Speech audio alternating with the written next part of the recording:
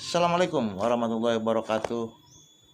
Jumpa kembali dengan saya Bung Warta, masih dalam ngopi bareng Bung Warta, bukan ngomong kosong.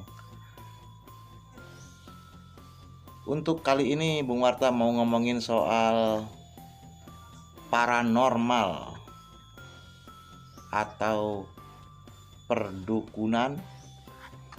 Namun sebelum dilanjut, jangan lupa di share, di like, dan di subscribe agar semakin banyak orang yang tahu dan mengikuti channel YouTube-nya Bung Warta. Sobat semua, kalau ngomongin soal paranormal, ini sangat banyak di Indonesia ini. Paranormal ini ada juga yang menyebutnya dukun,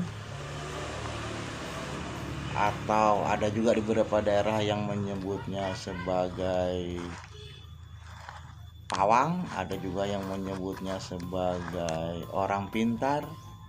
Banyak, beraneka sebutan. Banyak yang menjadikan jasa perdukunan ini menjadi solusi untuk mengatasi persoalan hidupnya. Karena memang perdukunan ini atau paranormal ini sudah menjadi budaya yang lama ada di Nusantara ini. Jadi sudah lama budaya ini, adat ini ada di Nusantara itu sudah lama. Berbagai daerah memiliki adat ini. Bahkan sebelum ada tabib, sebelum ada apalagi dokter, dukun lebih dulu ada dan dipercaya bisa mengobati penyakit. Penyakit kalau di masa lampau itu kan diidentikannya dia adalah penyakit yang memang karena dikirim orang, tenung, santet, guna-guna. Ada yang juga karena memang didatangi oleh makhluk halus, kesurupan, kemudian ya karena memang dianggap ada makhluk halus yang masuk ke tubuh seseorang sehingga menjadi sakit. Hal-hal ini dipercaya sehingga dukun atau paranormal dipercaya bisa mengusir roh-roh halus atau jin-jin jahat yang ada dalam tubuh seseorang. Ini sangat kental di Indonesia, banyak yang mempercayai ini.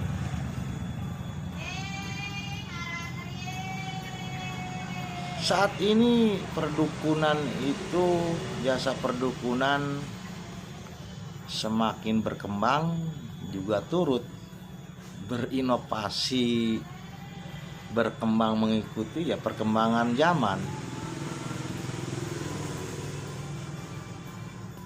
Konsultasi perdukunan atau metode-metode perdukunan yang dipakainya pun terus berkembang. Tapi dilihat dari metode-metode paranormal yang ada di Indonesia ini, terbilang ada 3 metode yang digunakan dalam memberikan jasa pelayanannya. Yang pertama adalah yang memang murni menggunakan layanan paranormalnya itu menggunakan adat lokal. Dia masih benar-benar menggunakan adat lokal. Misalnya ada dukun-dukun yang memang dia mengandalkan barang-barang pusaka, keris pusaka, tongkat pusaka, kemudian batu-batu yang dianggap bertuah. Ini masih banyak. Kemudian ada juga selain menggunakan barang pusaka, menggunakan keramat mbah-mbahnya atau keramat orang-orang yang terdahulu yang dikeramatkan. Ini juga ada. Kemudian ada juga yang dalam berprakteknya ini dengan suguhan-suguhan atau sajen-sajen kepada makhluk gaib, makhluk yang tak nampak, yang dipercaya tinggal di pohon, di bebatuan, di gua, di sungai, berupa suguhan-suguhan, sajen-sajen.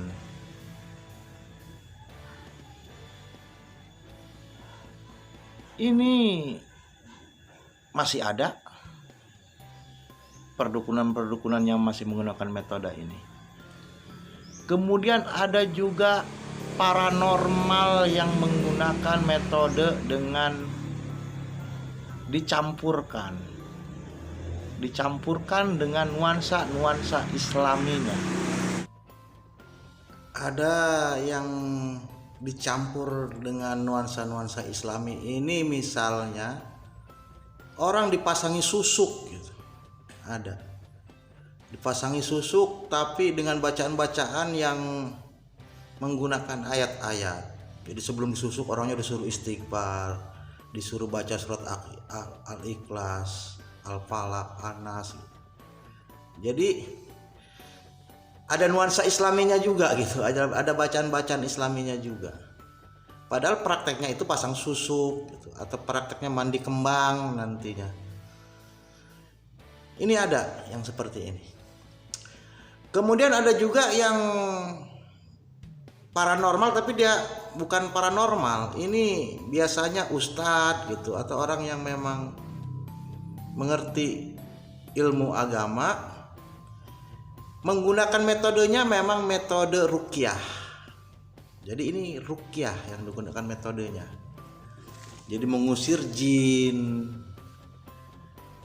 menggunakan ayat-ayat, bacaan-bacaan atau doa. Ruqyah. Jadi ini lebih memiliki nuansa religi.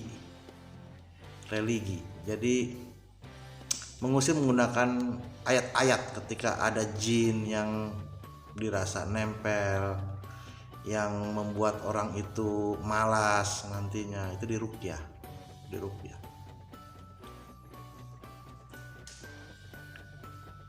Banyak orang yang memang menggunakan praktek-praktek perdukunan ini digunakan oleh oknum-oknum dukun untuk melakukan aksi tipu-tipu juga banyak. Banyak yang menggunakan trik-trik sulap. Ini biasanya dilakukan oleh oknum dukun.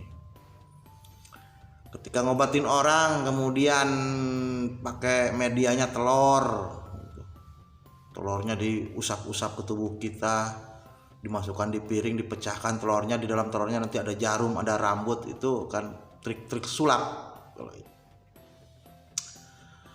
Ada juga yang menggunakan trik-trik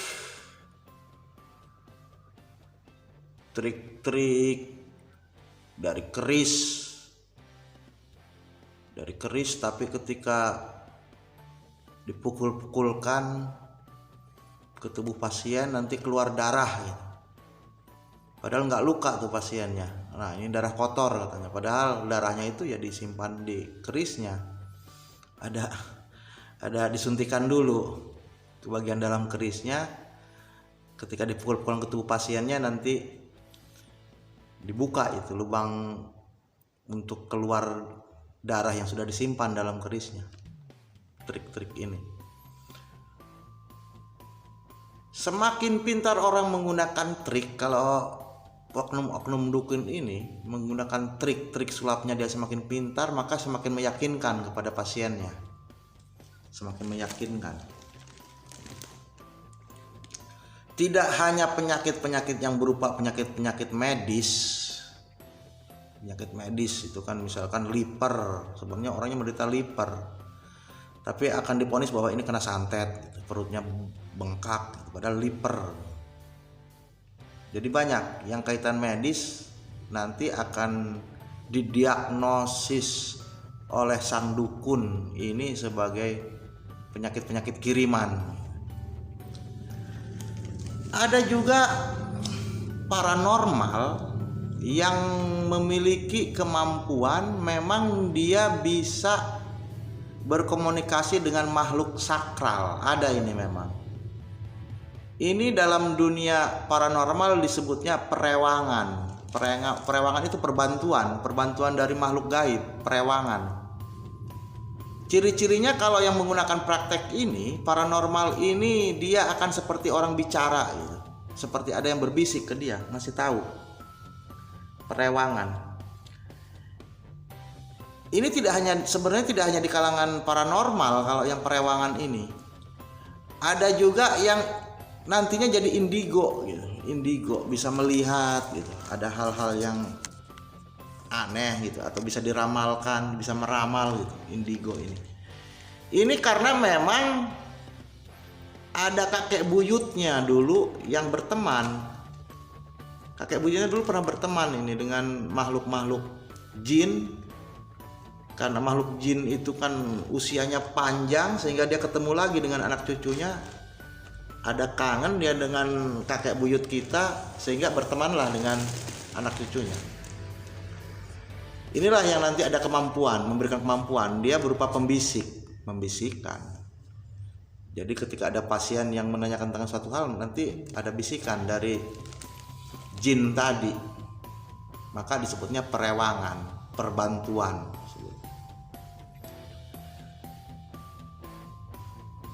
Saya tidak akan membahas tentang boleh tidaknya menggunakan jasa perdukunan ini. Memang ada larangannya juga sebenarnya, bahwa tidak boleh kita meminta bantuan kepada dukun. Tapi itu kembali kepada diri kita, diri Anda masing-masing. Saya bukan ahli agama sehingga tidak akan menjustifikasi atau tidak akan mengupas itu. Cuman saya ingin mengatakan bahwa hati-hati ketika Anda memasuki dunia atau mencari jasa layanan perdukunan ini, karena sekarang ini sudah banyak oknum-oknum dukun dengan kedok, dengan kemasan. Ada yang kemasannya dia bisa kemasan religi, ada kemasannya dia memang kemasan orang sakti, orang yang punya keanehan. Berbagai trik selalu berinovasi, berkembang.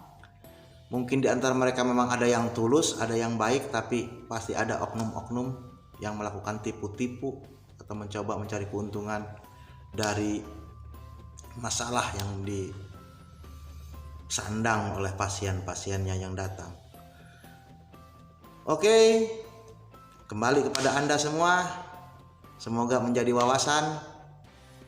Tetap semangat.